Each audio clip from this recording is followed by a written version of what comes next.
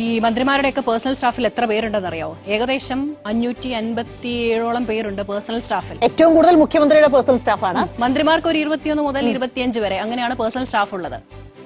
അപ്പോൾ അതേക്കുറിച്ചുള്ള വിശദമായിട്ടുള്ള റിപ്പോർട്ടുകളാണ്. ഇതിനൊരു മാനദണ്ഡവും ഇല്ല. നമ്മൾ മറ്റ് സംസ്ഥാനങ്ങളിലൊക്കെ അന്വേഷിക്കുന്ന സമയത്ത് അവിടെയൊന്നും ഈ രീതി ഇല്ല എന്നുള്ളതാണ്. കേരളത്തിൽ മാത്രമാണ് ഈ രീതി. ഇത് ഈ സർക്കാരിന്റെ മാത്രമല്ല, കുറഞ്ഞ കാലാകാലങ്ങളായി മാറി മാറി വരുന്ന സർക്കാരുകൾ നടപ്പാക്കി വരുന്നതാണ്. എന്തായാലും നമുക്ക് വളരെ വിശദമായി തന്നെ ഈ റിപ്പോർട്ടിലേക്ക് പോകാം. മുഖ്യമന്ത്രിയുടെയും മന്ത്രിമാരുടെയും പേഴ്സണൽ സ്റ്റാഫിൽ പാർട്ടിക്കാരെയും വേണ്ടപ്പെട്ടവരെയും തിരികെ കയറ്റി ജീവിതകാലം മുഴുവൻ പെൻഷൻ ഉറപ്പാക്കിയ സർക്കാരിന്റെ വഴിവിട്ട നീക്കം. പെൻഷൻ ലഭിക്കാനുള്ള ഏറ്റവും കുറഞ്ഞ സർവീസായ 3 വർഷം കഴിയുമ്പോൾ പേഴ്സണൽ സ്റ്റാഫിനെ മാറ്റുന്നു. കഴിഞ്ഞ 2 വർഷത്തിനിടെ പിണറായി സർക്കാർ പെൻഷൻ അനുവദിച്ച പേഴ്സണൽ സ്റ്റാഫിൽ പകുതി പേരും 3 വർഷം മാത്രം ജോലി ചെയ്തവരാണ്. സർക്കാർ സ്പോൺസേഡ് സ്വജന പക്ഷപാതത്തിന്റെ അറിയാ കഥകൾ വിവരാവകാശ നിയമം വഴി മനോരമ ന്യൂസ് പ്രേക്ഷകരിലേക്ക് എത്തിക്കുകയാണ്.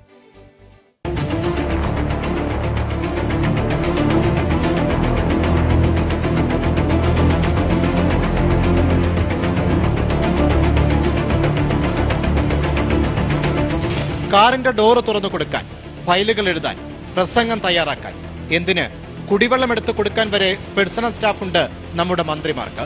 ഇപ്പോഴത്തെ സർക്കാരിലുള്ളത് 557 പേർ. ഏറ്റവും കൂടുതൽ മുഖ്യമന്ത്രിക്ക് 32, മറ്റു മന്ത്രിമാർക്ക് 21 മുതൽ 26 പേർ വരെ. പ്രതിപക്ഷ നേതാവിനുമുണ്ട് 25 പേർ. പ്രത്യേക ജോലിയൊന്നുമില്ലെങ്കിലും ചീഫ് വിപ്പും വെച്ചിട്ടുണ്ട് 24 പേരെ. മന്ത്രിമാർക്ക് രാവും പകലും ജോലിയുണ്ട്. ഓഫീസിനകത്തും പുറത്തും ഉത്തരവാദിത്തങ്ങളുണ്ട്. അതുകൊണ്ട് പേഴ്സണൽ സ്റ്റാഫിനെ നിയമിക്കുന്നതിൽ തെറ്റൊന്നുമില്ല. കാലങ്ങളായി എല്ലാ സർക്കാരുകളും ചെയ്യാറുമുണ്ട്. പക്ഷേ പാർട്ടി താല്പര്യം മാത്രം നോക്കി നിയമിക്കുന്ന അവർക്ക് ജീവിതകാലം മുഴുവൻ സർക്കാർ പണം കൈക്കലാക്കാനുള്ള കള്ളക്കളിയായി അതിനെ മാറ്റുന്നിടത്താണ് സ്വജനപക്ഷപാതവും അഴിമതിയും ഒക്കെ ഉണ്ടാകുന്നത്.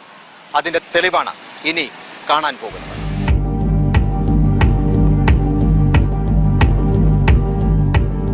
2023 മുതൽ പെൻഷൻ അനുവദിച്ച പേഴ്സണൽ സ്റ്റാഫിന്റെ പട്ടികയാണിത്.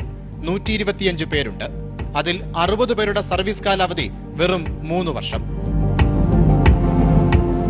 3 വർഷം ജോലി ചെയ്ത് പിന്നീട് രാജിവെച്ച് മറ്റു ജോലിക്ക് പോയി പെൻഷൻ വാങ്ങിയതിൽ 13 പേർ ഒന്നാം പിണറായി സർക്കാരിന്റെ കാലത്തും 40 പേർ തുടർഭരണകാലത്തുമുള്ളവരാണ്.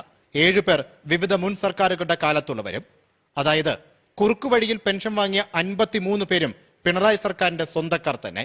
3 വർഷം കൊണ്ട് ജോലി മതിയാക്കുന്നതിന് പിന്നിൽ ഒരു ഗുട്ടൻസ് ഉണ്ട്. പെൻഷൻ കിട്ടാനുള്ള ഏറ്റവും കുറഞ്ഞ സർവീസ് 3 വർഷമാണ്.